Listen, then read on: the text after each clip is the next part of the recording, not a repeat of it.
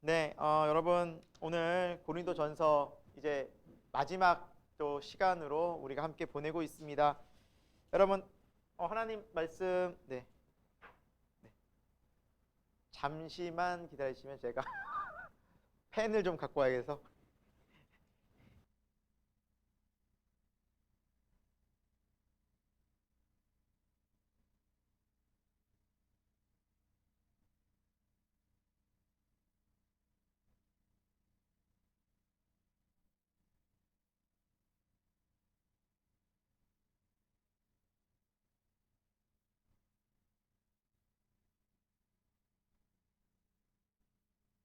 고린도전서 지금 하고 있는데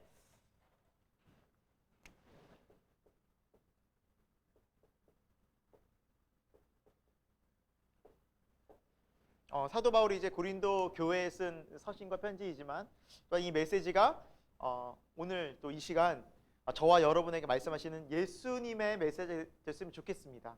주님의 음성 됐으면 좋겠습니다. 그게 더 중요한 것 같아요. 예. 이 시간 또 이 현재 우리에게 들려주시는 주님의 말씀 되길 소망하고요. 11장부터 오늘 좀 끝까지 나가도록 하겠습니다. 오늘 할 때는 끝까지 나가야 이 시간이 끝날 것 같습니다. 그래서 16장까지 마무리하고 마치도록 할 텐데 11장. 11장에는 큰 주제가 바로 뭘까요? 성찬이라는 주제를 좀 다룰 예정이고요. 성찬. 자, 이제 성찬이라는 이제 주제를 이제 다루는 게 11장의 내용인데 또 특히나 이제 11장에는 무슨 내용이 여러분 밑줄 치시다가 아마 좀 어려운 내용이 나오셨을 거예요. 뭐냐면 자, 11장 1절의 말씀도 너무너무 중요한데 내가 그리스도를 본받는 자 된 것 같이 너희는 나를 본받는 자 되라. 예수님께서 이제 믿음의 이제 십자가의 길을 걸어가셨죠. 그 길을 사도 바울이 그대로 또 걸어갔고요. 또 바울이 우리에게 말하기를 내가 이 십자가의 길 그리스도의 길을 간 것처럼 너희도 나를 따르라라는 말씀이거든요. 그래서 사도 바울처럼 어떻게 살아 하는데 사도 바울이 우리에게 뭐라 말하고 있죠? 나를 본받으라 그랬죠. 그래서 우리가 그 사도 바울과 같은 그런 믿음의 크기로는 갈 수 없겠지만 그 모습을 닮아 때로는 우리도 고난의 크기는 그만큼 되지 않겠지만 또 그 고난을 또 우리는 겪게 될 테고 또 사울이 십자가에 대해서 깊이 이해한 그 깊이만큼 아니겠지만 그래도 우리는 또 십자가의 깊이를 알게 될 테고 그래서 그 간 길을 우리 또한 계속 걸어가고 또 사도 바울이 믿음으로 고백했던 그 신앙의 고백들이 우리 삶 속에 나타나기를 정말 소망합니다. 그래서 한 분 예수를 믿는 것이기 때문에 사도 바울의 신앙 고백이 또한 우리의 신앙 고백이 되기를 소망하고요. 1절은 그렇게 시작을 하고 있고요. 3절부터 보시면 남자와 여자에 대해서 나옵니다. 자, 그 역할들에서 나오는데요. 그래서 여기는 좀 우리가 오해하지 않고 이 말씀을 잘 이제 봐야 돼요. 아니면 굉장히 이제 오해할 수 있거든요. 3절에 보면 각 남자의 머리는 그리스도요, 여자의 머리는 남자요, 그리스도의 머리는 하나님이시라라고 이제 말씀이 나와 있죠. 그렇죠? 자, 그래서 여자의 머리가 남자라고? 그러면 이제 우리가 생각하기로 남자가 여자 위에 있다. 이렇게 이제 상하 계급적으로 생각할 수 있단 말이죠. 근데 이 말씀을 그렇게 이해하면 절대 안 된다라는 거예요. 안 된다라는 거예요. 자, 이 말씀을 어떻게 이해해야 하는가? 자, 하나님께서는 질서의 하나님이세요. 질서의 하나님이시라고요. 그래서 창조할 때 하나님께서 하나님 형상으로 먼저 아담을 창조하시고, 그렇죠? 그리고 아담의 갈빗대에서 여자를 창조하셨어요. 이게 창조 질서의 원리예요, 원리. 그런데 이거는 상하 계급이 아니라고요. 그래서 하나님의 창조 질서의 원리를 이야기한 거예요. 그래서 남자가 뭔가 지배를 하고 여자를 다스린다 이런 개념이 아니에요. 그렇게 따지면 이런 원리도 설명이 되는 거예요. 하나님이 우리를 지배하고 다스려요. 우리는 하나님과의 그런 관계가 아니잖아요. 연합하는 거잖아요. 그리고 하나님 우리 얼마나 존귀히 여겨주세요. 사랑하시고. 그렇지 않아요? 그러니까 그런 관계적인 개념으로 설명하고 이해를 해야 돼요. 창조 질서의 개념이었고, 관계는 하나님과 우리와의 관계도 그렇지만 남자 여자의 관계도 뭐 지배하고 정복하고 머리니까 다스려야 되고 이런 개념은 아니다라는 거예요. 이해가 되세요? 자, 조금 더 내려가 보면 5절에 이런 말씀이 있어요. 여자로서 머리에 쓴 것을 벗고 기도나 예언을 하는 자는 그 머리를 욕되게 하는 것이다 라고 이제 나와 있어요. 그럼 이것은 뭐냐? 여자가 머리에 뭔가를 쓰라는 것은 뭘 의미하냐면, 창조의 원리 속에서, 하나님의 창조 섭리 속에서 하나님께서 하나님으로부터 또 남자로부터 또 여자로 이렇게 창조하신 하나님의 창조 질서를, 하나님의 권위에 하나님의 그 말씀을 내가 인정합니다, 순종합니다라는 의미예요. 그러니까 다스려진다는 의미가 아니라 머리에 뭔가를 쓰라는 의미는 뭐냐면, 저는 하나님께서 이렇게 창조하신 창조 원리와 섭리와 말씀을, 즉 하나님의 뭘 인정한다? 권위를 인정한다라는 걸. 권위. 하나님의 말씀을 인정합니다라는 뜻이에요. 여자의 머리에 뭔가를 쓰라는 의미. 그래서 이게 잘못 이해하면 남자가 여자를 다스리고 여자는 다스림을 받는 존재이기 때문에 여자의 권위를 낮춘다, 이런 의미로 생각할 수 있는데 그런 의미가 아니라라는 겁니다. 아니라는. 자, 9절에 여자가 남자를 위하여 지음을 받은 것이다. 여기도 또 오해할 수 있어요. 제가 이번 주 설교에도 말씀드렸죠. 여자를 돕는 배필로 만들었다고 그랬어요. 성경은. 자, 돕다라는 의미, 아자르, 히브리어 아자르는 하나님이 우리를 돕다라는 동사에도 이 아자르가 쓰여요. 여러분 생각해 보십시오. 그러면 우리가 하나님의 도움이 필요할 때도 있고, 뭐 도와주면 좋고 안 도와줘도 상관없고 그런 도움을 말해요? 하나님은? 아니잖아요. 하나님이 우리를 도우지 않으면 우리는 못 살아요. 살 수 없어요. 절대적인 도움이에요. 너무 필요한 도움이에요. 마찬가지로 여성을 만들었을 때는 돕는 배필로 남자를 도와라 할 때는 옆에서 이 여성과 연합하여서 믿음으로 가정을, 또 믿음으로 연합하여서 함께하라는 의미예요. 그래서 너무 귀한 존재다라는 의미지, 뭐 그냥 뭐 내 힘대로 하다가 좀 도움 좀 받지, 여성은 그런 존재가 아니라는 거예요. 그러니까 우리가 이 본래적인 의미를 잘 알아야 돼요. 그래서 이걸 오해하면 여자가 남자를 위하여 지음받았어? 그러면은 뭐 나를 위하여 얼마든지 여기서 뭐 예를 들어서 뭐 여자를 우리가 남자들이 부리고 종처럼 부리고 우리가 얼마든지 지배하고, 이런 의미로 해석하면 크게 오해하는 것이다. 자, 그래서 11절에 중요한 거예요. 여러분 그래서 밑줄을 치셨을 텐데 11절에 주 안에는 남자 없이 여자만 있지 않고 여자 없이 남자만 있지 아니하니라 라는 말씀을 통해서 남성과 여성이 모두 동등하다. 그리고 그 모든 것 위에는 누가 계시다? 12절에도 하나님이 계시다. 우리가 모두 하나님으로부터 났다는 거예요. 그러니까 하나님으로부터 났다. 그리고 하나님의 권위와 말씀을 인정하는 그 큰 틀 안에서 이 본문이 이해되어져야 한다라는 사실입니다. 계급이 아닙니다. 여자 위에 남자, 남자 위에 하나님. 하나님은 그렇게 오해하시면 안 됩니다. 네. 자, 다음 17절부터는 성찬식에 대한 설명이 나와 있어요. 성찬. 너무너무 중요하죠. 성찬.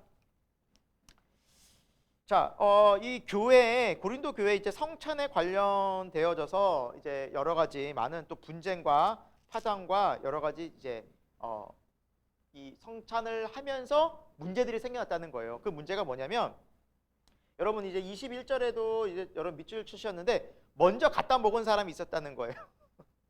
이게 무슨 내용일까요?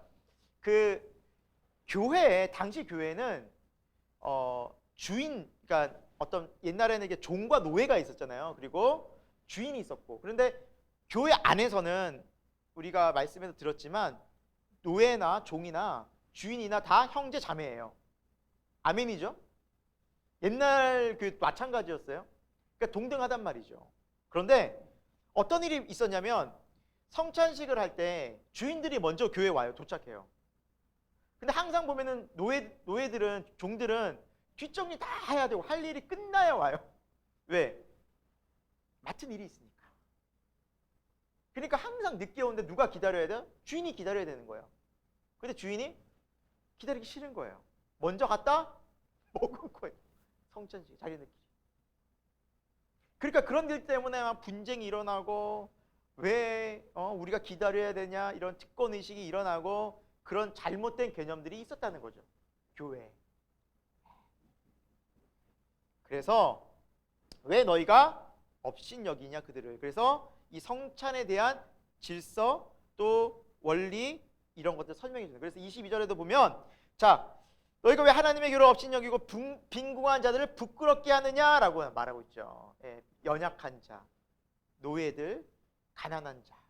예, 그들 왜 이렇게 부끄럽게 하느냐. 예, 왜 차별을 이렇게 만드느냐. 늦게 온 사람 우리 때문에 못하고 있고 우리 때문에 사람들 눈치 보고 있고. 그러니까 종이나 가난한 일 처리 늦게 한 사람이 교회에 와서 성찬식을 늦게 참여하면 늦게 오는 대로 눈치 보는 거예요. 주인들은 눈치 주고 먼저 와 있는 사람이 우리가 얼마나 기다렸는데 왜 교회가 그래야 하느냐는 거예요. 그러니까 교회가 뭐가 있었어요? 차별이 있는 거예요. 성만 차는데 차별이 있는 거예요. 그래서 바울이 그러는 거예요. 23절에 내가 너에게 전한 것은 너를 밑줄 주셨죠? 주께 받은 것이니 곧 주 예수께서 잡히시던 밤에 떡을 가지사 이렇게 축사하신 장면이 이거 나오는 거예요. 그래서 예수님께서 떼어 주시면서 너를 위하여 내 몸이니 이것을 행하여 나를 기념하라. 또 잔에 포도주를 채워 이것은 너희를 위하여 내 세우는 피니 새 언약의 피니 마실 때마다 나를 기억하라 기념하라. 그리고 너희가 날마다 이것을 전하여라 내가 올 때까지. 이 명령을 내리셨어요. 자, 이때 명령을 내릴 때 그곳에 모인 모든 사람들 누구도 차별이 없었어요. 동일하게 그 자리에 그대로 행하죠. 이것을 그대로 행하라는 거예요. 먼저 와서 먼저 먹고 나중 온 사람 나중하고 그게 아니라 함께 진행하라는 거예요. 함께. 이게 하나님께서 제정하신 성찬의 원리예요. 그러니까 하나님 나라는 차별이 없고 공평하고 평등한 곳이라는 거예요. 밖에서야 부유하고 힘이 있고 그렇지만 교회에 오면 다 형제 자매인 거예요. 그러니까 하나님의 원리를 설명하고 있는 것이고요. 그리고 이 성찬에 참여할 때 중요한 게 28절에 사람이 자기를 살피고 그러니까 자기를 돌아보고 자기를 뭘 돌아보겠어요? 어떻게 살았나? 내가 하나님 뜻에 합당하게 살았나? 그걸 돌아보는 거예요. 그래서 회개할 법은 회개하고 자신을 돌아보면서 그리고 주의 몸을 분별하고 먹으라는 거예요. 명령이. 왜? 그러지 않으면 너희 죄를 먹고 마시는 거예요. 그러니까 성찬의 의미를 모르고 성찬식에 참여하고 그냥 포도주네 떡이네 하고 자기 배를 채우기 위한 것이나 자기 만족을 위해서 먹는 것은 하나님 앞에 큰 죄라는 거예요. 그 시간이 오히려 그 사람에게는 죄가 된다는 거예요. 자, 그래서 성찬에 대한 귀한 원리들을 설명해 놓았고요. 그래서 이 본문이 우리가 성찬식 할 때 많이 이용하는 본문이기도 합니다. 목사님들이. 네. 자, 그래서 33절에 결론적으로 뭐라 말씀하고 있어요? 서로 뭐 하라고요? 기다리라. 34절에 만일 시장하거든 뭐 하라고요? 집에서 먹고 와. 먹고 와. 차라리 교회 와서 그거 떡 더 달라고 빨리 달라고 그러지 말고 먹고 와. 이 성찬식은 그런 자리가 아니란. 그러니까 성찬식에 대한 의미를 제대로 알고 그 자리에 참여하라는 뜻이겠죠. 그렇죠? 그래서 11장에는 성찬에 대한 귀한 하나님의 원리를 얘기해 놓았습니다. 자, 12장으로 갑니다. 12장에는 이제 은사들에 대한 내용이 이제 나오죠. 자, 3절에 중요한 얘기가 나오는데 하나님의 영을 통해서 즉 성령을 통해서만 예수를 뭐라 할 수 있다? 주시다. 그래서 진정으로 내가 예수 그리스도를 주님으로 고백할 때에는 고백할 수 있다면 또 그것이 나온다면 그 마음에 누가 계신 거예요? 잘 아리까리 하세요? 성령님 여기 있잖아요. 성령이 아니고서는 예수를 주라 시인할 수 없다라고 말씀하잖아요. 그렇다면 진정으로 내가 예수를 주라 시인한다면 우리 안에 성령 계신 거예요. 이거 내가 할 수 없는 고백인 거예요. 그래서 진짜 주로 고백하고 여기선 진짜 주예요. 그 주님을 위해서 내가 이 신앙 고백을 통해서 내가 죽더라도 심지어 내가 감옥에 가더라도 예수님은 나의 주가 되십니다. 황제가 나의 주가 아닙니다. 다른 우상이 나의 주가 아닙니다. 예수님이 나의 주님이십니다. 이건 성령이 임하지 않고는 불가능하다는 거예요. 자, 그리고 그 성령님께서 하신 일이 뭐냐? 4절부터 보니까 은사를 내려주시는 거예요. 근데 그 은사는 한 성령으로부터 왔다라는, 한 성령. 예. 그래서 여러분 밑줄 치셨을 거예요. 은사는 여러 가지만 성령은 같은 분이고, 주는 같은 분이고, 또 6절 마지막에도 하나님은 같은 분, 같으니 같은 한 하나님으로부터 다양한 은사가 나왔다라는 거예요. 그럼 이 은사가 무엇일까요? 이 은사는 7절에 각 사람에게 성령을 통해서 유익하게 하려 하시는, 공동체의 유익을 위해 주셨다. 자, 8절부터 보면 이제 성령의 은사도 나와 있죠. 지혜의 말씀, 또 지식의 말씀, 믿음의 은사, 병 고치는 은사, 능력 행함, 또 예언하고, 영들 분별하고, 각종 방언을 말하고, 또 방언들 통역하고, 또 이렇게 다양한 은사들이 있고, 로마서 12장에도 이 은사가 나와 있죠. 로마서 12장에도. 그래서 이런 은사들이 11절에 중요한 것이 한 성령으로 그의 뜻대로 주시는 것이다라는 거예요. 그러니까 한 분 성령을 통해서 누구의 뜻대로? 그분의 뜻. 그러니까 내 의지가 아니에요. 그래서 때로는 하나님께 이런 은사를 주세요라고 기도했지만 우리가 못 받는 경우도 있어요, 여러분. 아, 왜? 기도하면 다 주신다면서 구하라고 했는데, 두드리라고 했는데 나는 왜 안 주시지? 그러나 성령의 은사는 하나님의 뜻대로, 그분의 뜻대로 주시는 거예요. 그래서 주도권이 내게 있는 것이 아니라 하나님께 있어요. 그래서 오해하시면 안 돼요. 그리고 내가 만약에 그 은사를 아무리 구했는데도 안 주신다면 하나님께서 안 주실 만한 뭔가 뜻이 있다라는 거예요. 있다라는 거예요. 그러나 간구는 해보세요, 여러분. 기도는 해보세요. 기도해야 알죠. 주시는지 안 주시는지. 기도하시면 됩니다, 일단.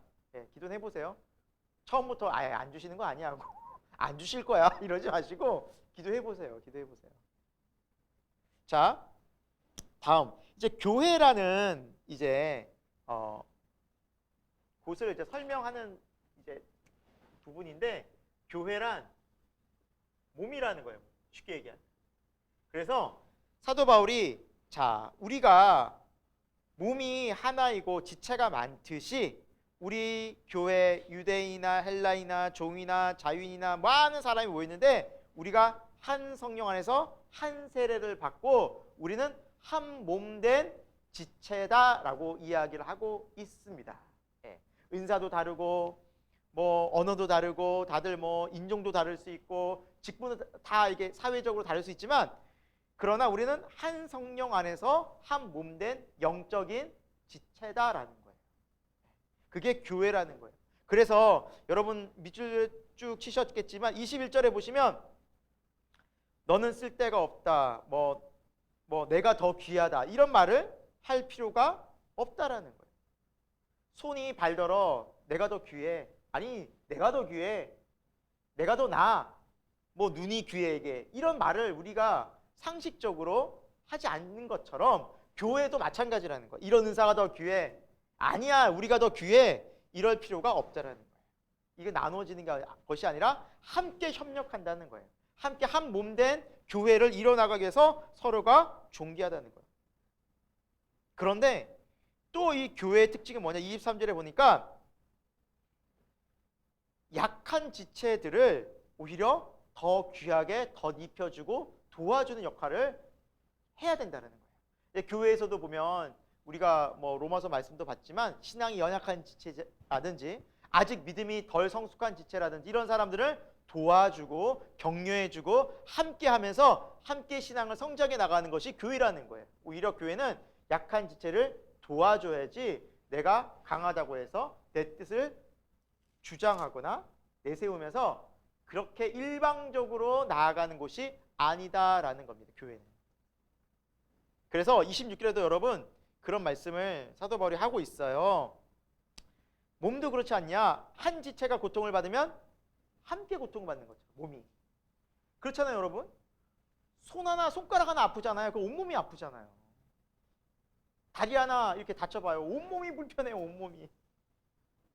마찬가지로 교회에서 한 지체가 어렵고 힘들고 고난 속에 있으면 온 교회가 같이 힘든 거예요. 그리고 반대로 한 지체가 기쁘면 다 함께 기뻐해 주는 거예요. 그게 진짜 참 교회라는 겁니다. 예. 여러분 이런 교회 지체가 될 수 있기를 소망합니다. 예. 서로 격려해주고 함께 축복해주는 교회. 자, 그래서 우리가 그리스도의 몸된 지체를 함께 세워간다. 그리고 28절부터는 이제 교회 직분들이 나와요. 역할들. 그래서 어떤 사람은 사도로, 어떤 사람은 선지자로, 어떤 사람은 교사로, 어떤 사람은 능력행하고 병도 고치고 또 서로 돕고 다스리고 방언을 말하는 것으로 다 하나님께서는 세워주셨다. 자, 그것은 뭐다? 각각 지체가 다르듯 역할이 다른 것뿐이다. 서로 연합해라라는 뜻이겠죠. 그렇죠? 그래서 또 중요한 우리들에게 그런 은사들을 능력들 다 주셨다는. 그래서 우리가 은사 테스트 해봤잖아요. 그래서 자신의 은사와 하나님 주신 능력들을 잘 발휘해 갈 때 그 은사들이 더 강화되는 거예요. 또 서로 존중해 나아가면서 협력할 때 교회는 건강해지는 거예요. 그러니까 더 뛰어나고 덜 이런 의미가 아니라는 거예요. 우리 정말 착각하면 안 돼요. 그래서 뭐 앞에서 말씀 전하는 자, 뭐 드러나는 사람들이 오히려 더 이렇게 뛰어나고 안 보이는 곳에서 막 섬기고 이런 사람이 오히려 뭐 이렇게 덜하고 이런 개념은 절대 아니다라는 거예요. 우리부터가 인식을 바꿔야 한다. 자, 그런데 바울이 은사가 있는데 더 큰 은사를 사모하라라고 31절에 마무리하면서 13장에 가서 무엇을 이야기하고 있습니까? 가장 큰 은사가 뭐라고 말하고 있습니까? 네, 사랑.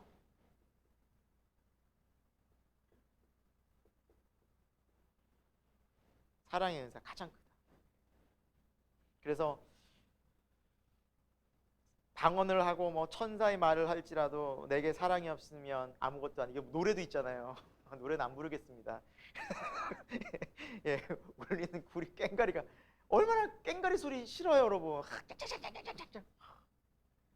사랑이 없으면 이 은사들이. 그래서 사랑은 어떤 모습이라고요? 4절에 보니까 오래 참고 온유하고 시기하지 아니하고 자랑하지, 여러분 같이 한번 읽어볼까요? 자랑하지 아니하며 교만하지 아니하며 무례행하지 아니하며 자기 유익을 구하지 아니하며 성내지 아니하며 악한 것을 생각하지 아니하며 불의를 기뻐하지 아니하며 진리와 함께 기뻐하고 또 참고 믿고 바라고 견딘다. 아멘이죠. 우린 사랑이 없는 게 분명하죠. 우린 사랑이 없어요. 너무너무 없어요.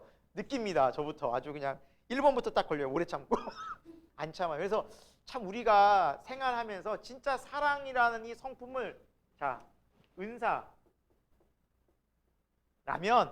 아까 뭐라고요? 받는 거잖아요. 주어지는 거죠. 그러니까 사랑이 우리는 부어져야 된다는 거죠. 사랑이 부어져야 돼요, 여러분. 기도하셔야 돼요. 그래서 하나님 내게 사랑해서, 하나님께서 가장 주기 원하시는 게 뭐예요? 사랑이에요. 사실은. 근데 이미 주셨죠. 하나님의 최고의 사랑은 예수 그리스도시잖아요. 예수 그리스도. 정말 진짜 그렇거든요. 하나님의 사랑의 온전한 모습 예수님이에요.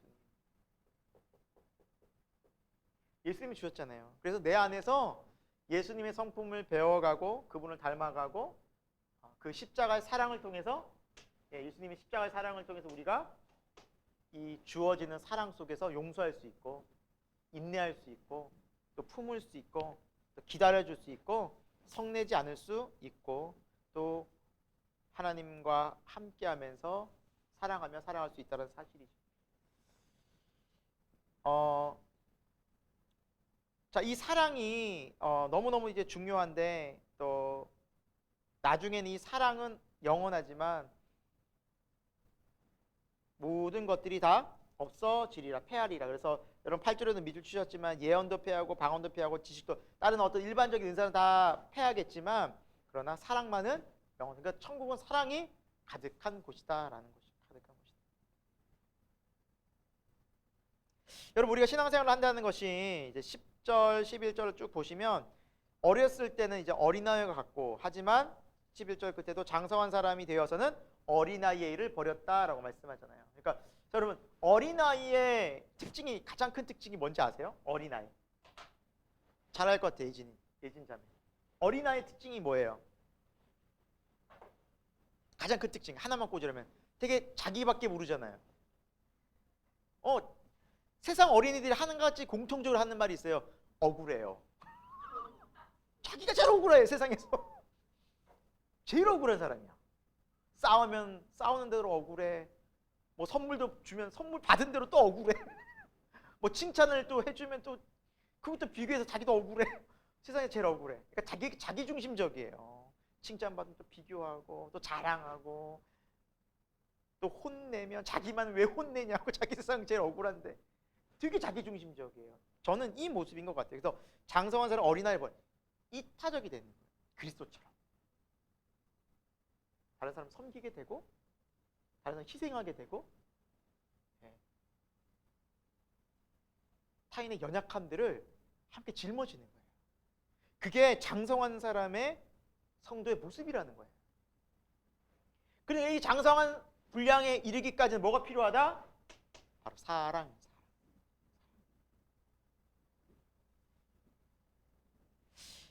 12절에도 우리가 지금은 참 사랑도 부족하고 주님의 사랑을 알아가는 그런 단계예요. 또 주님을 우리가 여기서 거울을 보는 것과 희미하는데 여러분 이때의 거울을 굉장히 성능이 지금 거울 생각하시면 안 돼요. 아주 뿌연, 아주 그냥 얼굴도 정말 아주 볼락말락한 그런 거울이에요. 옛날에 그런 흐릿한 거울을 얘기하는 거예요. 하지만 이제 때가 되면 이제 얼굴과 얼굴을 주님 마주할 것이다. 주님의 재림의 때겠죠.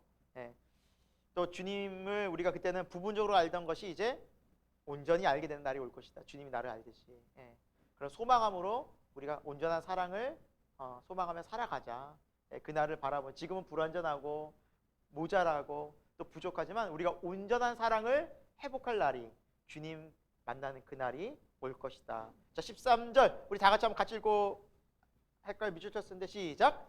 그런즉 믿음, 소망, 사랑 이 세 가지는 항상 있을 것인데 그중에 제일은 사랑이라. 아멘. 네, 그래서 온 우리가 많은 은사들이 있어도 이 사랑이 있지 않으면 이 은사가 또 개인에게 또 정말 또 공동체에게 독이 될 수 있어요. 해가 될 수 있어요.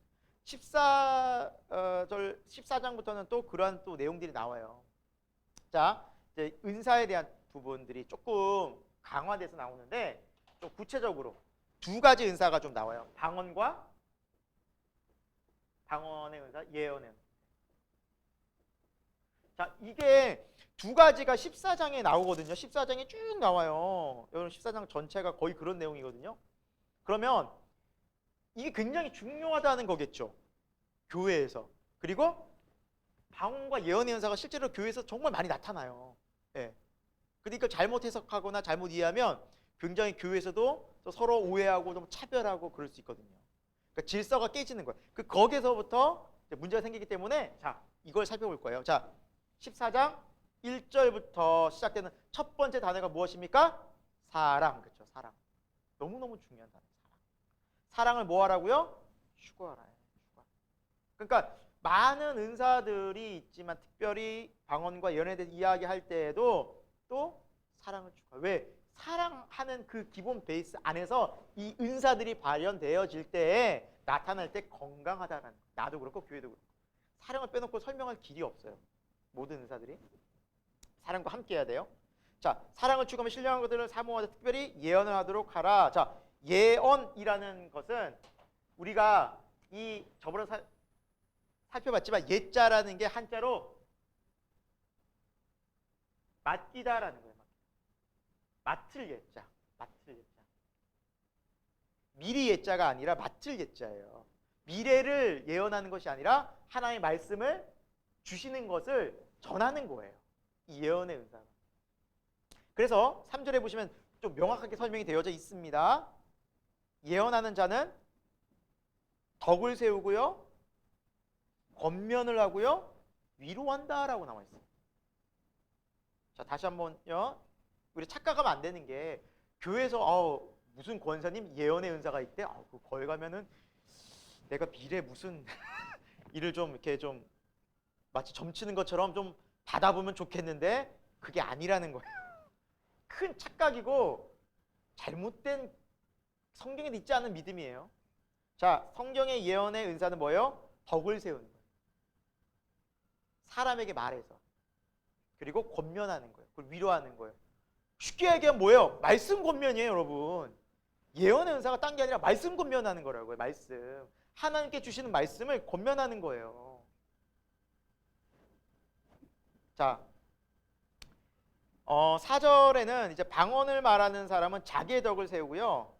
예언을 말하는 사람은 교회의 덕을 세운다라고 말씀하고 있어요. 그래서 방언을 말하는 사람은 좀 자기의 신앙 중심이라면 예언을 말하는 사람은요.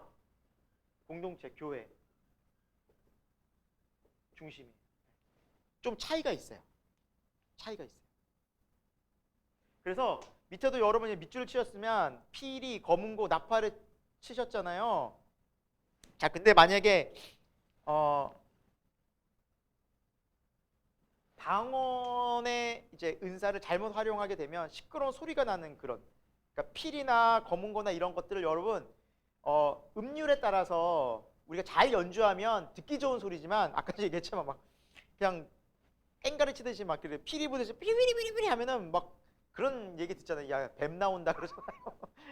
근데 아름다운 선율에 따라 연주하면 상관이 없는데 그냥 모르는 사람이 막 연주하면 그냥 소음이잖아요. 이게 소음. 그렇다라는 거예요. 의미 없이 막 방언을 공동체 얘기하면 이거 시끄러운 소리예요. 그냥 그 얘기를 이제 할 거예요. 사도 바울이 어떻게 교회에서 질서 있게 그걸 해야 되는지. 자, 13절에 보시면 방언을 말하는 자는 뭐 하기를 기도하라고 그랬어요? 통역하기를 기도하라. 그러니까 방언은 통역의 은사가 있을 때 이게 어느 정도 무슨 의미인지 알게 돼요. 그래서 방언을 말하는 사람들 하나님께 기도하셔야 돼요. 통변의 은사를 주옵소서. 네. 그럼 꼭 기도하실 수 있기를 바랍니다. 주세요. 내 마음으로 지금 뭘 기도하는지. 그 부분이 나와 있는 거예요. 자, 그래서 14절에도 나의 영이 기도할 때 방언으로 기도하면 나의 영이 기도하지만 내 마음은 열매를 맺지 못한다는 거예요. 무슨 의미인지 모르면 열매를 맺지 못하는 거예요. 근데 중요한 게 뭐냐? 15절에 영으로 기도하고 또 마음으로 기도하는 것이 중요하다. 영으로 찬송하고 또 마음으로 찬송하는 것이 중요하다. 이게 무슨 의미일까요? 방언으로 막 기도하고 찬양하는데 내 마음에서 무슨 의미인지 알고 함께 가야 된다는 거예요. 이게 방언은 분명히 성령님 인도하시는 것인데 그래서 내 마음도 함께 알 때 하나님 앞에서 온전한 기도와 찬송이 되는 거예요. 그래서 그걸 왜 기도하라는 거예요. 그걸 왜 기도하라는 거예요. 내가 무슨 마음으로 하는지죠. 근데 이것은 정말 하나님의 은혜 가운데 실제로 이루어지는 것 같아요. 저도 이제 방언의 은사를 받고 통변의 은사를 이렇게 하나님께 계속 기도하다가 내가 지금 대략 무슨 기도를 하고 있구나라는 것은 대략 알게 돼요. 무슨 마음이구나 지금 내 마음에. 그러니까 진짜 이 말씀처럼 하나님께 기도하고 또 하나님께 나아가면 하나님께서 그런 마음을 또 주시더라고요. 아, 내가 지금 이런 기도를 하고 있구나. 성령님께서 지금 나에게 이러한 영역에 대해서 기도하게 하시는구나. 이 마음으로. 그 마음으로 어떤 그 내가 하는 기도의 주제들이 생각이 나요. 아, 하나님 이런 기도를 지금 시키시는구나. 이런 마음으로 지금 기도하게 하시는 거예요. 그래서 그게 함께 갈 때 건강한 기도가 된다라는 거예요. 그래서 우리가 잘못 오해하면 안 돼요. 방언을 막 다다다다다다 한다고 해서 하나님 막 기뻐하시고 막 와 정말 믿음이 되다 이런 게 아니에요. 자, 그래서 여러분 19절에도 그런 여러 밑줄 치셨을 거예요. 19절. 자, 깨달은 마음으로 그러니까 교회에서 깨달은 마음으로 5마디의 말을 하는 것이 1만 마디의 방언에 그냥 혼자 막 말하는 것보다 낫다라는 거예요. 깨달은 마음으로 말한다는 것이 뭘까요? 예언하는 겁니다. 하나님 말씀을 주셔서 몇 마디, 5마디 말이면 한 문장이지 않을까요? 한 문장? 5마디의 말이면 여러분 한 문장이에요. 그냥 하나님이 은혜 주시고 말씀을 주시고 깨닫게 해주셔서 한 문장으로 말하는 것이 저기서 방언기도 한두 시간 하는 것보다 훨씬 낫다는 거예요. 교회적으로, 신앙적으로. 이해가 되세요? 네. 방언이 필요 없다는 말이 아니라 잘 해야 된다는 의미예요. 잘 해야 된다. 여러분, 그래서 우리가 20절에 지혜로우라는 거예요. 지혜로워. 특히 그래서 악에게는 어린아이고 지혜는 잘 지혜롭게 이런 건 하라는 거예요. 그래서 우리가 지혜와 악은 좀 한 끗 차이인 것 같아요. 한 끗 차이. 같은 일을 해도 거기서 우리의 죄가 담기고 교만이 섞이고 나를 드러내려 하는 순간 악이 되는 거예요. 방언이나 예언 중요하잖아요. 근데 이것도 거기에서 나를 드러내려 하고 그리고 뭔가 자랑하려고 하고 자기가 차별됐다는 그 신앙의 우월감이 있을 때 뭐가 돼? 악이 되는 거예요. 그러니까 지혜롭게 잘 분별 있게 하라라는 겁니다. 자, 그래서 예언이 되게 중요한데 24절에 예언을 하게 되면 사람들이 책망을 받고 24절에 또 판단을 받고 마음에 숨은 일들이 드러나게 되므로 교회에서는 예언의 은사가 또한 굉장히 중요하다라고 말씀하고 있습니다. 자, 밑에도 계속해서 그 내용이에요, 여러분. 자, 전체적으로 이 예언이나 방언을 이 은사를 질서 있게 하라는 거예요. 자, 교회에서 26절에 보니까 찬송시, 말씀, 또 교회에도 뭐 계시도 있고요. 많은 것들이 교회에서 이루어지겠지만 덕을 세우면서 하라는 덕을 세우. 자, 그래서 27절에도 여러분 방언을 말할 때 차례를 따라 말하고 한 사람이 통역하고 여러분 보세요. 28절에 중요하죠. 밑줄 쳤을 텐데 통역하는 자가 없으면 교회에서는 방언하라 그랬어요? 말하라 그랬어요? 말라 그랬어요. 하고 있죠. 왜요? 28절 저 밑줄은 안 쳤지만 28절 전체가 중요해요. 자기와 하나님께만 말하라 그랬어요. 28절 뒤에 보면 읽어보시면. 그러니까 아까 전에 그랬죠. 방언은요 개인에게 주신 기도예요. 이게 성격이 강하다고요. 예언은요 공동체에게 주신 거. 근데 공동체가 모였는데 개인이 막 방언을 막 시끄럽게 기도하는 게 질서에 맞다 안 맞다? 안 맞다. 정하려면 차례를 따라. 차례를 따라는 뭐예요? 질서 있게. 하고 싶다고 막 하는 게 아니라. 그럼 방언도요 절제가 돼요, 여러분. 방언 해보신 분 다 아시겠지만 절제 안 되는 거 아니에요. 하다가 멈출 수 있어요, 자기가 의식적으로. 마치 안 되는 것처럼 막 성령의 막 이끌림을 받아가지고 지금 내 방언하지 않으면 못하는 것 그런 분들이 있더라고요. 지금 막 성령의 인도함을 받았어. 지금 막 뜨겁게 방언을 기도하지면 안 돼요. 그냥 막 온 교회가 쩌렁쩌렁하고 기도하시는 분이 계셔요. 계셔요. 건강한 모습은 아니다. 절대. 절대 건강한 모습 아니다. 방언은 철저히 개인적이다. 조용히 하시죠. 방언 기도. 교회에서 정말 하시려면 여러분 조용히 하셔야 돼요. 조용히. 그게 건강한 거예요. 아, 하실 수 있죠. 전 하실 수 있다고 봐요. 통성 기도할 때. 정말 방언이 나올 때가 또 있어요. 그 조용히 하세요. 조용히. 조용히 읊조릴 수 있어요, 여러분. 강약 조절 다 돼요. 저도 해봐서 알아요. 안 되는 거 아니에요. 다 돼요. 정말 말씀대로예요. 자, 그럼 29절에 예언을 어떻게 하느냐? 자, 예언을 하는 자들은 다른 이들이 또 분별하래요. 이 굉장히 중요합니다. 그래서 예언의 은사를 받았다고 해서 내가 하나님 말씀 받았어. 한 사람이 독점하게 되면 굉장히 위험성이 있어요. 그래서 이 말씀은 교회에 영들 분별하고 하나님의 말씀을 잘 분별하는 사람들이 많은 것이 건강한 거예요. 그러니까 함께 하나님 말씀을 주시거든요. 말씀은 공동체에게 주세요. 너도 느꼈어? 그래, 나도 느꼈어. 나도 아멘이야. 너도 아멘이야? 우리 모두 아멘이네. 이렇게 되는 거예요. 그게 건강한 교회예요.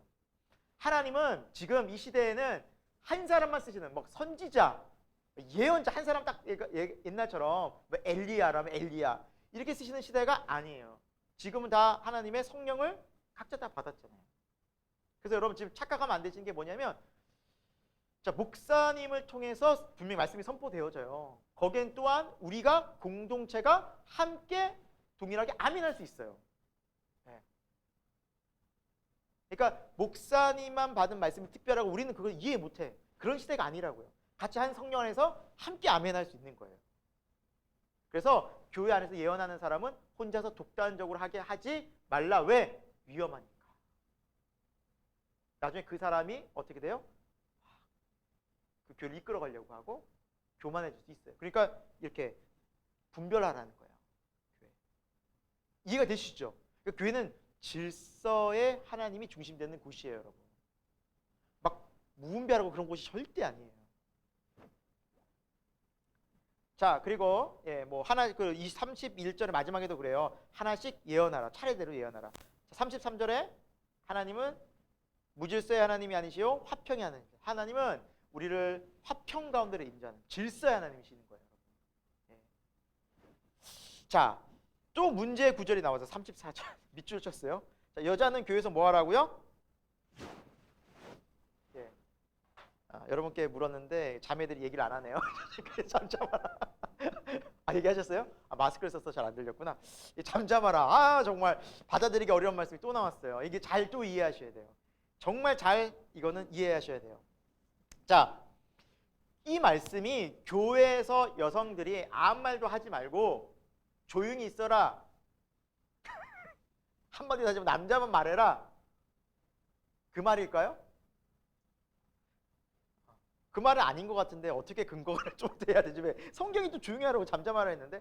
자, 성경의 근본적인 원리는요. 아까 전에 우리가 뭐 예언의 은사 할 때도 그렇죠.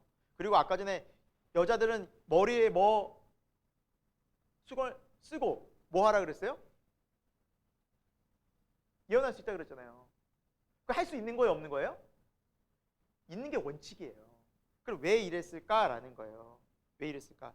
그것은 고린도 교회 또 어떤 교회 특수한 상황들 속에서 때로는 여성들이 교회의 이 질서, 하나님의 말씀의 권위를 무시하고 그들이 앞서서 교만하게 이것들을 자신들이 더 막 강력하게 이야기하는 사람들이 있었다는 겁니다.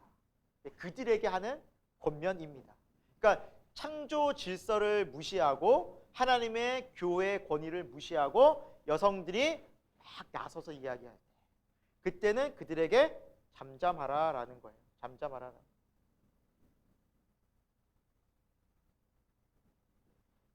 그래서 35절에도 만일 배우려거든 집에서 남편에게 무릎지나 그랬어요. 아까 전에 그랬잖아요. 창조 질서를 통해서 앞에서 설명한 내용이라고요. 여자의 머리는 남자다라는, 남자의 머리는 그리스도고, 그렇죠?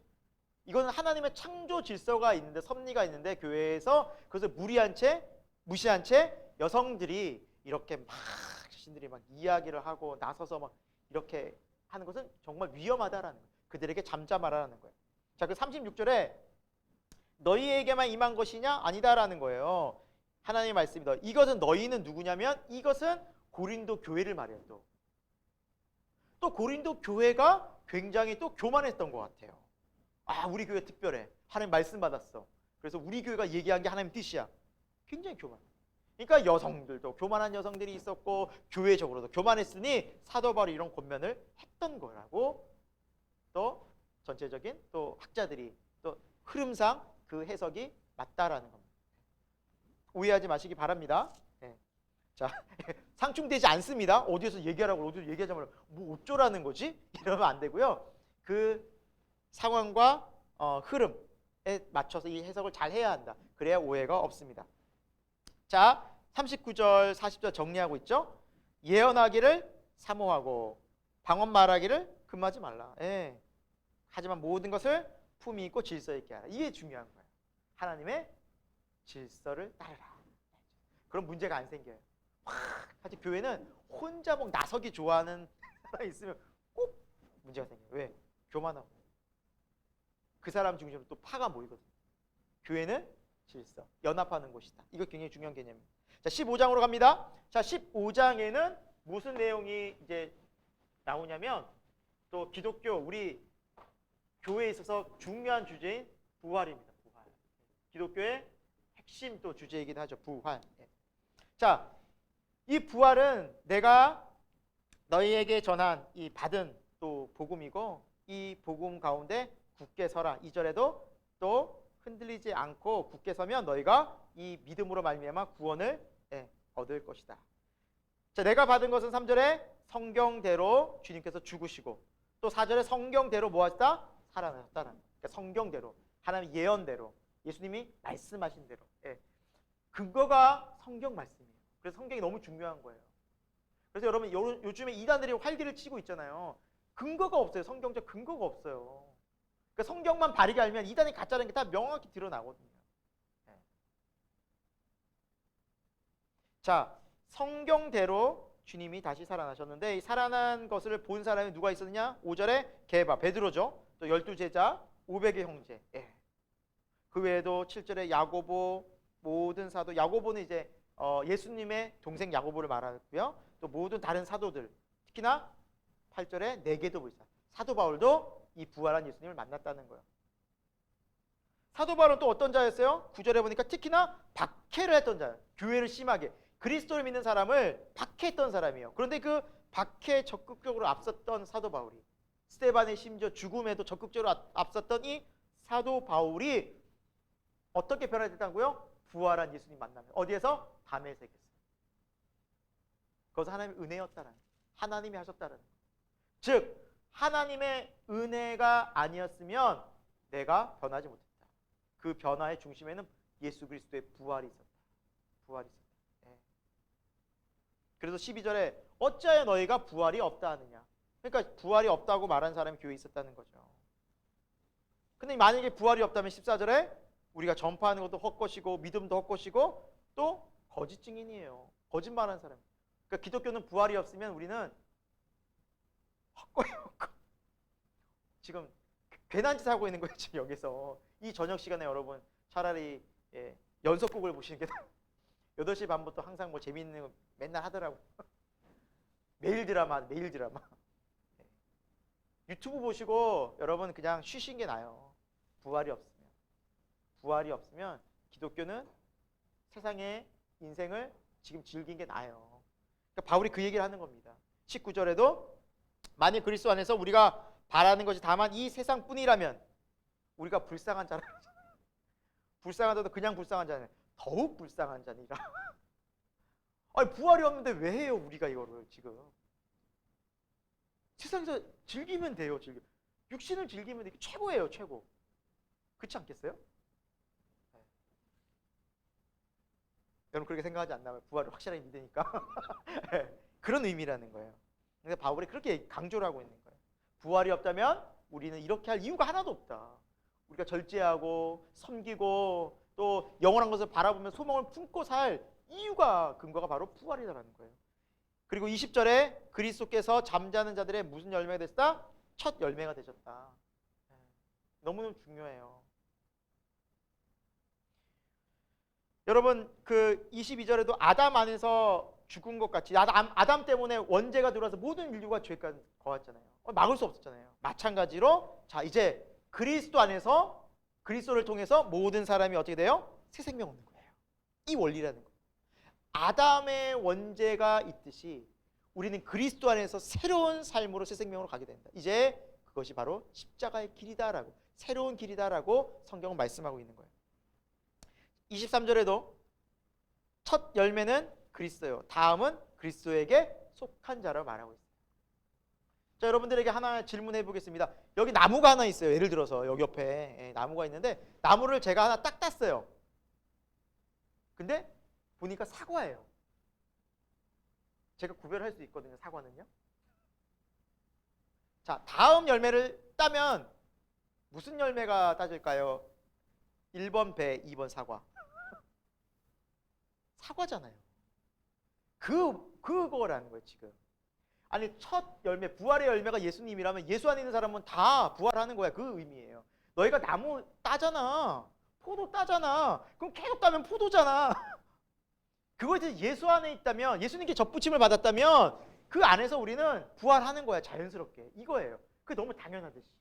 예수 안에 있으면, 예수님과 접붙임을 받으면, 그리스도 안에 속해 있으면 너는 무조건 부활하는 거야. 자연스럽게. 그 말인 거예요.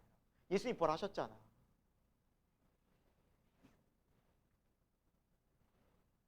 아멘이시죠?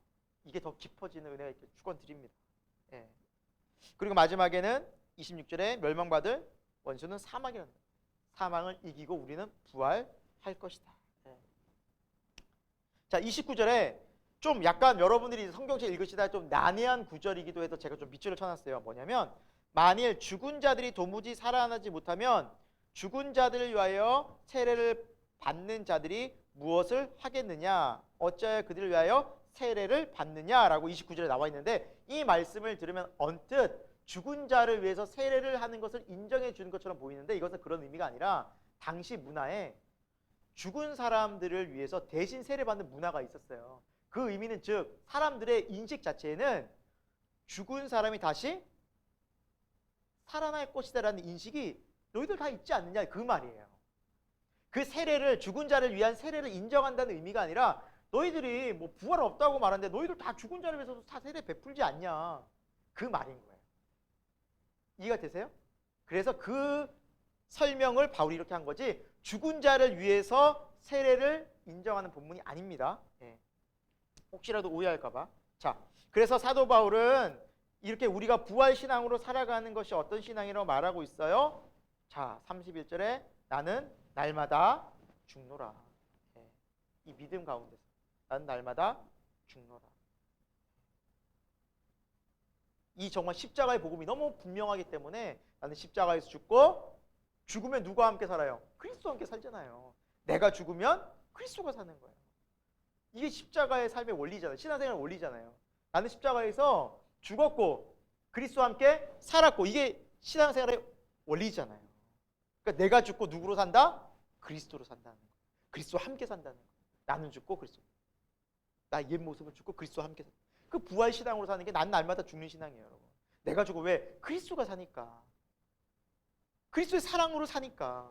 나의 옛 성품은 어떤데요? 사랑 없다니까요. 인내 못해요. 죽었다 깨어나도요. 용서 못해요. 그래, 내가 죽으면 그리스도가 산다니까요. 내가 날마다 죽는 게 부활 신앙이에요. 네. 쳐다보시면 네, 그래서 그 믿음으로 우리가 살아가야 돼요. 이게 제 십자가의 비밀이에요, 여러분. 이게 우리 기독교의 비밀이라고요. 자, 속지 말라라고 말씀하고 있어요. 자, 보세요. 32절에 보세요. 다시 살아나는 일이 없다면 내일 죽을 터이니 사람들이 먹고 마시자리라. 딱 맞죠? 그렇지 않겠어요? 32절에 그 얘기를 하고 있잖아요. 만약에 다시 사는 일이 없으면 사람들 당연히 얘기해요. 야, 먹고 마셔.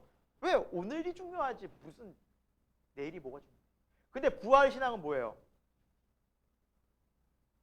오늘이 너무너무, 내일이 너무너무, 모레가 너무너무, 매일이 너무너무 중요한 거예요. 왜? 우리 영원히 사니까 끝나지 않아요. 먹고 마시자 할 수 없어요. 그래서 33절 속지 말라는 거예요. 악한 사람들이 너희 선한 행실을 더럽힌다는 거예요. 의미 없다라고 손가락질 해버린다는 거예요. 어리석네.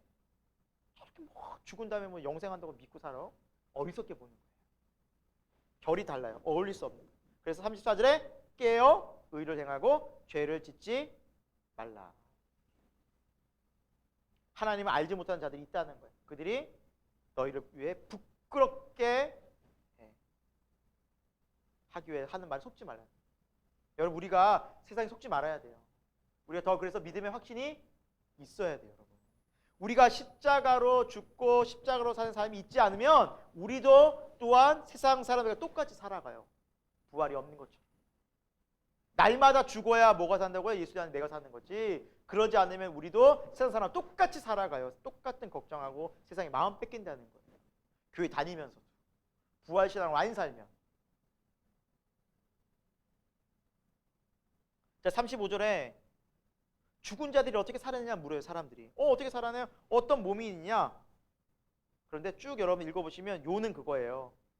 38절에 하나님이 그분의 뜻대로 형체를 주셨다. 동물들이 이렇게 밑줄 치셨을 거예요, 여러분. 사람의 형체가 있고 육체가 있고 짐승의 육체, 새의 육체, 물고기 육체가 있듯이 자, 40절이 중요한데 하늘에 속한 형체도 있다라는 거예요.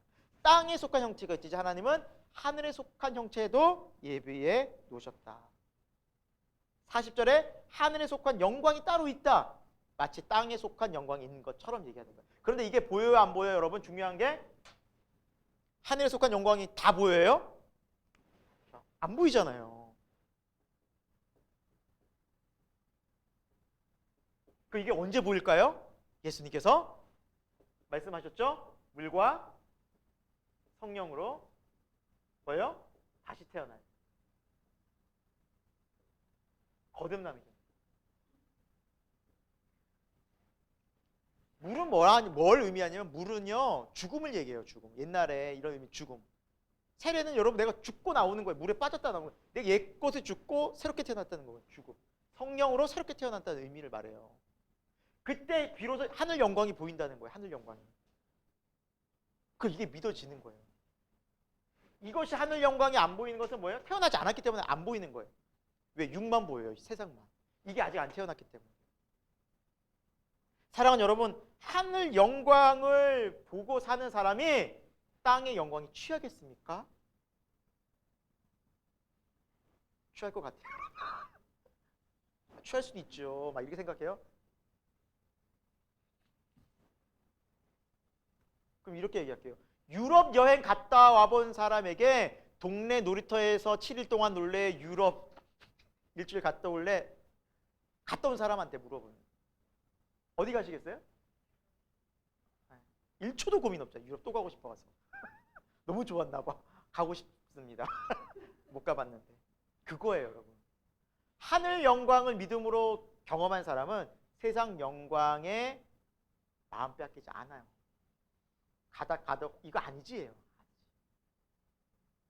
만족을 못 느껴요. 거기서 더 이상 만족을 못 느껴요, 여러분. 그것도 안 채워진다고요. 이 하늘 영광을 보는 분들은. 그게 바로 거듭났기 때문이에요. 그런 거예요. 계속해서 그거 얘기해요. 42절부터 죽은 자의 부활도 마찬가지다. 썩을 것을 심고 썩지 않을 것으로, 그 욕된 것을 심고 영광. 이것이 세상과 하나님의 영광의 차이예요. 땅의 영광과 하나님의 영광. 땅의 영광은 썩을 것이고 욕된 것이고 약한 것이고 육이에요. 하지만 하늘 영광은 뭐예요? 썩지 않고 영광스럽고 강하고 신령해요. 이게 차이라는 거예요. 완전한 차이. 그게 부활신앙이라는 거예요. 부활신앙으로 사는데 어떻게 세상이 마음 뺏기냐는 거예요. 우리가 부활신앙으로 살아야 돼요. 부활은 반드시 있어요. 이거 영원한 것입니다. 하늘 영광 반드시 있습니다. 주님이 그것 때문에 오셨어요. 이 하늘의 영원한 영광을 주시려. 자, 47절에 첫사람이 땅에서 태어났듯이 둘째 사람은 하늘에서 나셨다라고 이제 말씀하고 있어요. 예.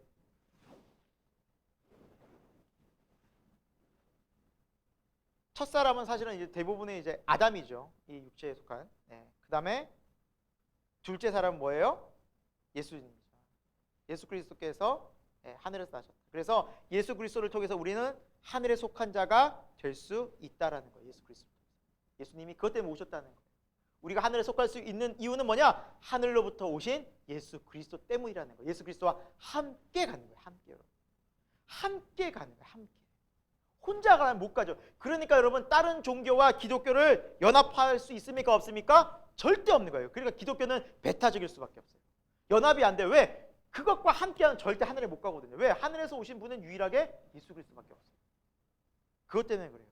그래서 여러분, 기독교에서 중요한 게 뭐냐면, 여러분, 교리 중에 하나가 하나님이 하늘에서 오셨잖아요. 근데 또 하나 하늘을 가셨잖아요. 승천. 승천이 굉장히 중요합니다. 기독교에서. 하늘에서 내려오셨기 때문에 하늘로 가신 거예요. 원래 계신 곳으로. 하늘 보자. 하늘. 그리고 그분이 오셔서 그분과 함께 우리는 영원한 하늘나라로 가는 거예요. 그래서 예수님이 너무너무 존귀한 분이에요. 예수 그리스도 함께하는 게 너무너무 중요한 거예요. 내가 예수 그리스도 안에 있는가, 예수 그리스도 함께 있는가, 이게 우리 신앙의 본질입니다. 본질.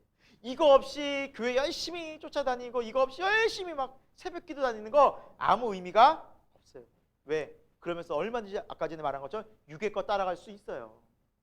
세상 영광 따라갈 수 있다고요. 사탄이 세 번째 유혹한 거 있잖아요. 세상 천하 만국의 영광 보여주면서 그거 따라간다고요, 여러분. 교묘하게 섞여가지고. 무서운 거잖아요. 자, 그래서 50절에 중요합니다. 혈과 육은 뭐 하고요? 하나님 나라를 이어받을 수 있다 없다? 없다라는 거라고. 우리 육은, 혈과 육은.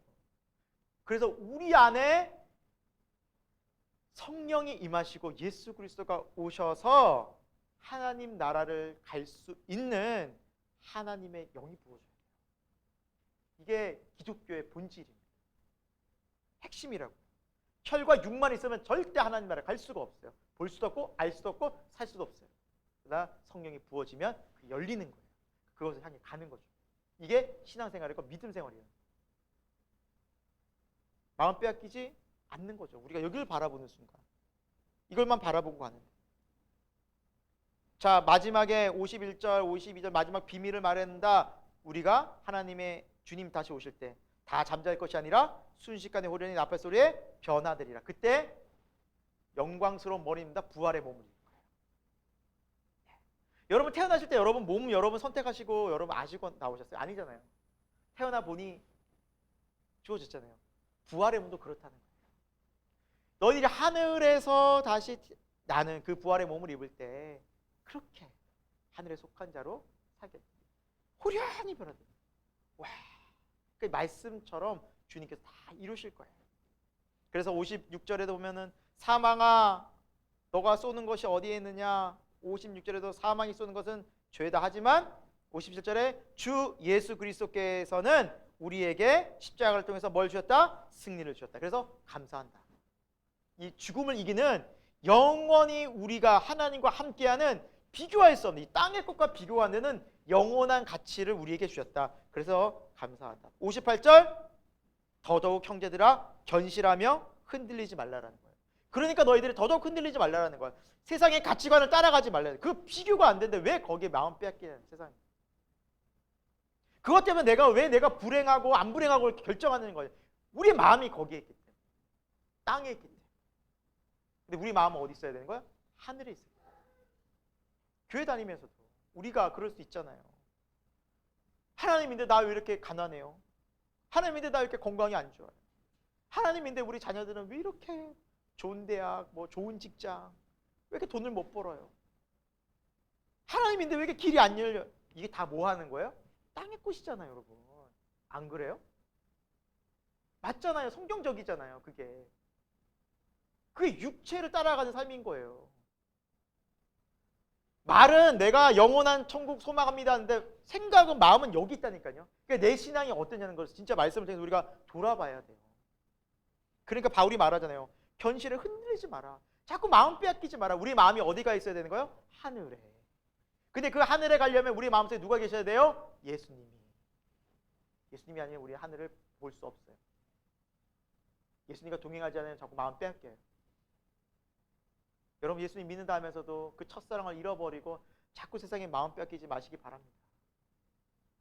그럼 우리도 이렇게 사는 거예요. 자꾸 세상에 마음 빼앗겨 썩어질 것을. 너희 주 예수 그리스도 안에서 더욱 힘쓰는 자들이 되고 흔들리지 말고 헛되지 않는다. 자 16장 마지막입니다. 네, 긴 시간인데 마지막입니다. 자 16장 1절에는 연보의 헌금에 대해서 이제 말씀하고 있고요. 바울이 이제 헌금을 하는데 중요한 게 2절에 어디에 날에 준비하라고요? 매주 첫날. 그래서 여러분 주일 신앙이 주일. 매주 첫날이 주일이에요. 일요일. 매주 첫날. 주일에 이렇게 예배를 드렸던 거죠. 네. 가끔씩 다른 이단 교파에서 그래요. 아니 어떻게 성경에 보면 안식일 지키라는데 토요일 지키는데 왜 일요일날 예배 드리냐는데 여기 나와 있잖아요. 주일. 토요일이 아니었어요. 매주 첫날은 일요일이에요. 이게 주일이에요. 주일이 누가 부활하셨어요? 예수님. 우리 신앙은 무슨 신앙이에요? 부활신앙. 예수 그리스도 중심으로. 네. 그게 진짜 안식이 있는 곳이죠. 우리의 안식은요 세상에 있지 않아요. 우리 안식은 예수 그리스도 안에 있다고요. 부활에 있다고. 영원한 안식. 천국 복음. 거기에 있다는 거예요.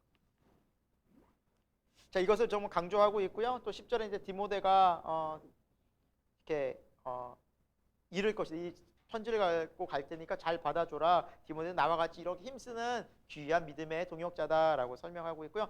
12절에 아볼로는 지금 갈 뜻이 전혀 없다고 나와 있죠. 아볼로가 고린도 교회에 있었는데 너무 고생을 많이 했나 봐요. 그래서 다시 편지 안 전하겠어요. 저 못 가겠어요. 갈 뜻이 없는 게 아니라 전혀 없대요. 충격을 많이 받으신 것 같아요. 아볼로. 네, 바울이 여러 번 권했지만 전혀 죄송하다고 저는 갈 뜻이 없다고 그래서 바울도 그래서 디모데를 보냈다. 우리 저번 시간 봤죠. 자 13절 깨어 믿음에 굳게. 여러분 그래서 여러분 믿음 생활이 쉽지는 않아요. 이 싸움인 거예요. 육의 세상에. 근데 우리 주위에 보세요. 세상 사람이 더 그런 사람 많잖아요. 또 우리도 많이 유혹받잖아요. 그러니까 어려운 거예요. 신앙생활이. 그런데 바울은 뭐라고 했어? 성경 뭐라고 했어? 깨어서 믿음에 굳게 서라. 이 믿음이 뭐예요? 예수 그리스도를 믿는 믿음이에요. 그리고 서로 사랑하라. 14절에 또다시 사랑을 강조하죠. 사랑하라. 이 사랑은 그리스도를 통한 사랑이죠. 네. 자, 아래쪽에 보시면 뭐 이제 사람들 이름이 나오죠. 17절에 스데바나, 부드나도, 아가이고, 이분들이 이름이 부드나도나 아가이고는 노예 출신들입니다. 노예 출신들이고요. 우리가 뭐 로마서에서도 살펴봤듯이 그리스도 안에서는 정말 다 인종 또 모든 뭐 직분 초월해서 하나님께 사용하십니다. 충성된 자들은. 근데 정말 이 사람들이 어떤 사람들이었냐? 정말 하나님의 기쁨이었고 18절에 마음을 시원케 하고 이런 사람들을 인정해 주라고 성경은 말씀하고 있어요. 여러분 그래요. 세상에서는 어떤 사람 인정받아요? 돈 많이 벌고요. 정말 높은 자리에 있고 인정받아요, 여러분. 인정받아요. 정말 좋은 차 타고 인정받아요.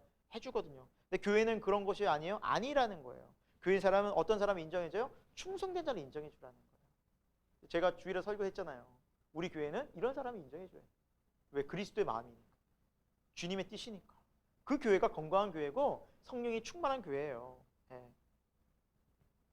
뭐 그렇다고 해서 여러분 뭐 세상에서 내가 돈도 벌지 말아야지 인정받지 말아야 그런 삶은 아니에요. 하나님이 보내주시면 뭐 사업도 또 잘 되고 돈도 많이 벌 수 있어요. 근데 그것을 겸손하게 그리스도를 쓰면 돼요. 문제는 그것 때문에 자기를 드러내거나 자랑하기, 교만하기 때문이죠. 자, 그리고 19절에는 아굴라와 브리스가 이름은 좀 바뀌었죠? 브리스가와 아굴라 어떤 데는. 근데 이 성경 찾아보면 총 6번의 브리스가와 아굴라 이름이 나오는데 6번 중에서 4번이 브리스가, 그러니까 아내 이름이 먼저 나와요. 2번만 아굴라가 나오고요. 먼저 나와요. 자, 21절에도 22절에도 저 중요한 말씀이 나와요. 만일 누군지 주를 사랑하지 아니하면 뭐가 있대요? 저주가 있대요. 너무 사랑을 강요하는 거 아니야? 아까 얘기했잖아요. 우리가 주님의 사랑이 없으면 우리는 어떻게 된다고요? 썩어 없어져요. 그러니까 저주받는 거랑 똑같은 거예요. 그 말이에요. 이 말은 진짜 우리가 새겨들어야 돼요. 예수님 없으면 우린 저주예요. 진짜. 예수님의 사랑 못 느끼면 저주받은 삶이에요. 진짜 결국 이 땅의 것만 추구하기 때문에. 그래서 말씀을 마무리합니다. 그러면서 주여 어서 오시옵소서라고 이제 바울이 마지막에 기도하고 마무리하고 있는데, 여러분 고린도전서를 우리가 마무리하면서 또 이 오늘 이 본문 말씀을 마무리하면서 우리 안에 정말 중요한 게 신앙생활은 부활신앙으로 살아가는 건데, 이 부활신앙이 뭐다? 내 안에 예수 그리스도와 함께하는 실제하는 생활이다. 그래서 십자가에서 내가 죽는 게 누가 사는 거다? 예수님이 사. 이게 부활신앙인 거예요. 왜? 내가 죽어야 그리스도가 사시게 되는 거예요. 나와 함께 있는데 내 자아가 옛자아가 죽어야 돼. 내 옛자아는 어떤 자아였어요? 옛날에 여러 모습 보시면 보이죠? 네, 저의 모습만 봐도 욕심 많고 이기적이고 세상 사랑하고 그런 자아가 죽을 때 그리스도께서 살아요. 그게 부활신앙으로 살아가는 삶입니다. 십자가의 삶입니다. 여러분 우리가 이런 하나님 안에서 영광의 기쁨이 또 부활의 이런 신앙으로 하나님의 영원한 것을 소망하는 것들이 성령 안에서 더 열려지길 소망합니다. 그리고 이것들이 분명해지길 소망합니다. 확실하게 거해야 돼요. 아니면 세상에 우리는 끝끝내 대마처럼 세상을 사랑하여 주님을 떠날 수도 있어요. 세상을 사랑하게 만들어요. 세상이 정말 세상이 매력적이 많잖아요. 옛 모습으로 막 가려고 막 세상 유혹해요. 그런 속에서 우리가 십자가로 예수님이 아니면 우리 절대 이길 수 없어. 이 세상. 그게 신앙이고 믿음이다 라고 마지막 말씀드리고, 여러분 요번 오늘 이제 주일 성탄절 주일을 여러분 기쁨으로 감사로 예배로 나아가셔서 이 십자가에서 날 위해서 죽으신 그 예수 그리스도, 날 위해서 이 땅에 오신 그 예수님을 실제적으로 깊이 만나고 알아가고 경험하시는 저와 여러분이 되기를 예수 그리스도 이름으로 축원드립니다. 기도하겠습니다. 하나님, 이 땅 가운데 어둡고 죄 가운데 가득한 이 세상에 한 줄기 빛, 생명의 빛으로 오신 주 예수 그리스도의 이름을 찬양드리고 감사드립니다. 예수님이 아니었다면, 그 십자가 아니었다면, 하나님의 사랑이 아니었다면 하나님의 긍휼과 자비가 아니었다면 우리도 여전히 이 세상 속에서 육적인 것을 사랑하고 세상 따라가면서 썩어질 것을 영원한 것처럼 바라보고 살았을 사람들이었습니다. 하지만 우리를 십자가로 구원하시고 이 부활신앙으로 인도하시며 영원한 하나님 나라를 소망케 하신 것 너무너무 감사드립니다. 하나님, 우리 안에 이 신앙과 이 믿음으로 굳게 서게 하여 주옵소서. 사도 바울이 권면했던, 성경이 말씀했던 깨어 믿음 안에 굳게 서라라는 이 말씀을 다시 한번 마음판에 새기고 이 귀한 성탄절 또 하나님과 함께하는 매일매일의 부활신앙이 되게 하여 주옵소서. 이 모든 말씀을 지금도 살아 역사하신 부활하신 예수 그리스도의 이름으로 기도드립니다. 아멘. 우리 하나님께 영광의 박수 올려드리겠습니다. 감사합니다. 네, 수고하셨습니다.